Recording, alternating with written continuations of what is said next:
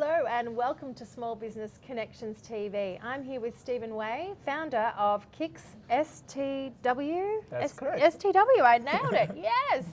That is a really interesting name. Tell me a little bit about how it all began. So everything begins in 2013. My business partner met me in my bedroom. I had less than 10 pairs of sneakers laying on the ground, and he was asking me what I was doing. And I told him a vision that what I was doing back in the day, I was still working as a door-to-door sales for Red Energy. That sounds exciting. And that's about the time that I quit a job and decided to dedicate myself full-time into this business, as well as finishing my study in Monash University as an industrial designer. So me and my business partner met each other in a nightclub. Funny enough that I don't smoke. A friend of mine borrowed a lighter from him, and since then we kept the phone number, and happened we live on the same street in Clayton where the club was ends up in Melbourne CBD.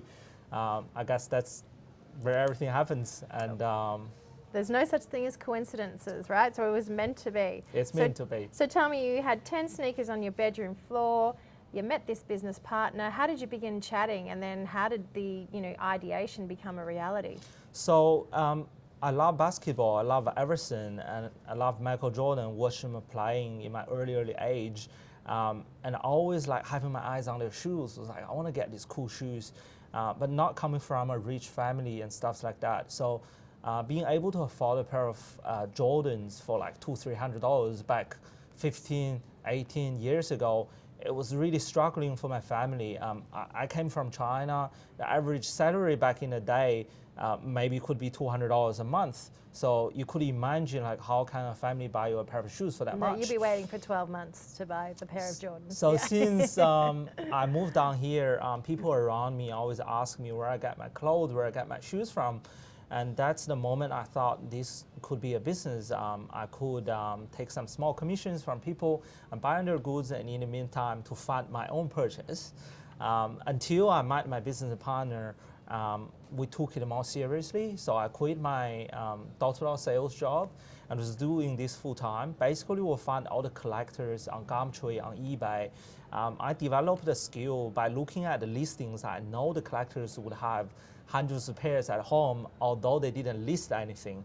At one stage of their life, they will always sell their collections. Either they had a car accident, they're married, they have a kid, they need to buy their new house.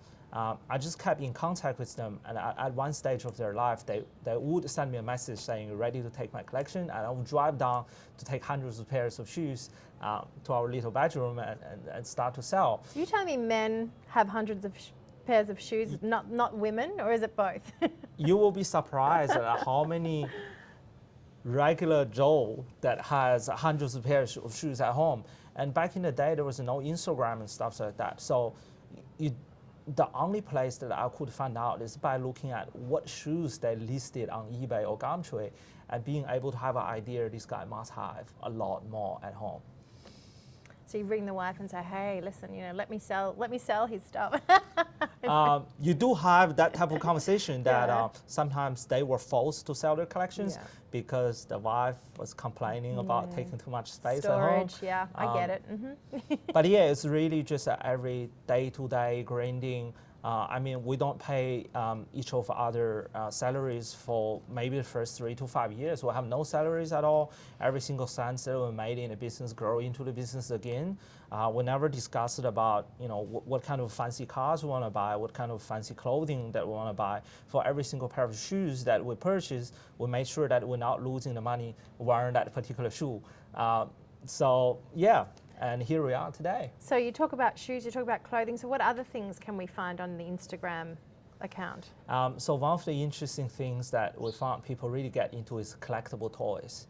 And one thing we say is a good thing to be at home, and also you can collect it as an investment. It's called Bear Bricks. So it's a brand from... Beer or bear? Bear Bricks. Beer bricks, okay, interesting. Yeah. So it looks like a beer. Yep, okay. And it looks like bricks, so beer bricks. That's how the words coming together. It's a plastic toy. The arms and the legs moves around, and they do a lot of collaborations with artists like Andy Warhol, and they do collaborations with like Disney. even Marvel.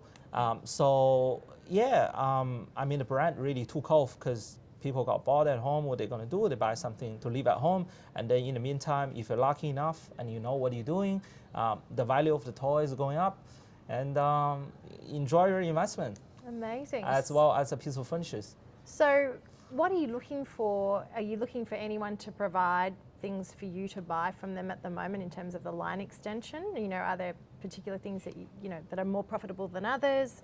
There might be people watching that they actually have things in their storage units, and like, I haven't used that for years.